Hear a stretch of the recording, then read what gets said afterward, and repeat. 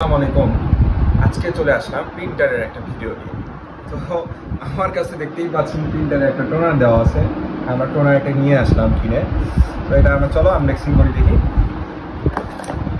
তো এই টোনারটা হচ্ছে যে মানে এটা রিফিল করা যাবে, ঠিক আছে? বাহ, বক্সটা বেশ সুন্দর। আচ্ছা, এটা ইয়ারটা একটু মডেলটা দেখা দাও। Super jet. হ্যাঁ, এটা হচ্ছে 750 টাকা নিয়েছিল। এই হচ্ছে আমাদের বক্সের অবস্থা গেল। তো এখন এই যে প্যাকেটটা সেই তো লোকনা, তো আমরা এটা আনবক্সিং করছি। তো এই টোনারটা হচ্ছে যে হ্যাঁ, এটা হচ্ছে যে আমাদের রিফিল করা যাবে, ঠিক আছে? দোকানদার ভাইয়া সব কিছু আমাকে খুলেই দেখাইছে।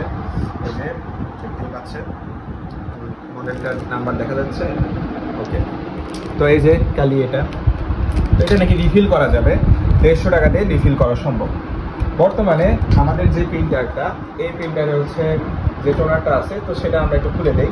তো দেখো এই যে টোনারটাই, ঠিক আছে? এটা কিন্তু একদম অরিজিনাল টোনার ছিল। এটা কিন্তু অরিজিনাল টোনার ছিল।